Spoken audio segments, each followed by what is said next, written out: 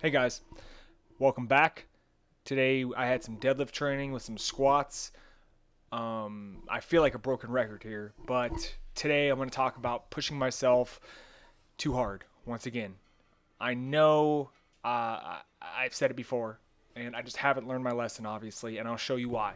Today I was slated to do triples at 9, and as you can see, everything was looking quite fast. Everything felt relatively light, obviously, as light as 500 plus deadlifts are going to be. So I got it up to 545 for 3.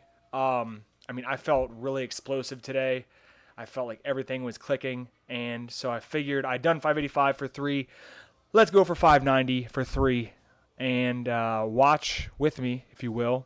First rep, all right, a little slow off the floor, but it's 590 pounds. Second rep, probably a little bit better technique. And then the third rep, watch my knees, especially my right knee. You're going to see a fatal technique flaw. I get to my knees and then lockout right there. When you lock out early in sumo, it is a death sentence. And you can tell I know it wasn't because I was too weak. Fudge. It wasn't because I was too weak. It was because I blew it. And, it's just something that happens with near maximal weights. And that's kind of where what I need to talk about. There's my low drop here, 550 for a triple. Pause squats are next. Nothing new here, so I'll talk over this. I'm going to commit myself for the next 5 weeks to doing what I said I was going to do. I'm not going over 90% in any lift. I don't care if I feel like I can lift the world that day. I'm just going to do more volume because all that I've done is continually miss lifts, continually run myself into the ground, and continually disappoint myself. It's bad physically. It's bad for my central nervous system. It's bad for my emotional state because I really feel like I have no momentum on some of my lifts, especially the deadlift. I feel like I've gone down. I feel like I've gotten weaker with it. So from here on out, 90% is as high as I'm going to go with my sets, unless 90% feels like a 7.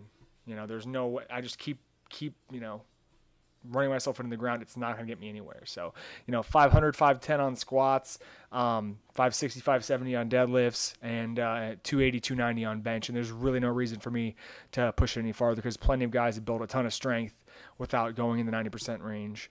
And I've done it before too. So I know it works. Today we had safety bar squats. I don't think I've ever filmed these before. They are not fun. When you do them properly and push the handles up as you come out of the hole, all the weight shifts forward, which makes it feel a lot like a front squat, which I'm not good at. I feel, it's something I need to work on, especially in the coming months to get my core up to par.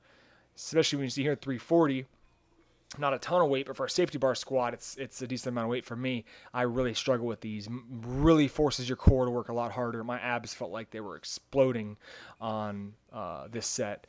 I think it's a PR. I think the highest I've ever gone is maybe 300 or 320 or something like that. They're just a very tough exercise. So something I want to work on in the future and something I can do a lot easier than front squats because of my shoulders. And we did one low drop here, 315 for 6. And I took it easy there. So I'm going to rest this weekend. I have 2 days off in a row. I've got to go coach some girls and watch some people lift at Raw Unity, so that's going to be fun. I'm going to take some videos there and hopefully have some fun footage for you guys to watch. And then we'll get back on the training wagon on Monday. And I will see if I can hold myself accountable and do what I said I'm going to do and not kill myself for 1 week.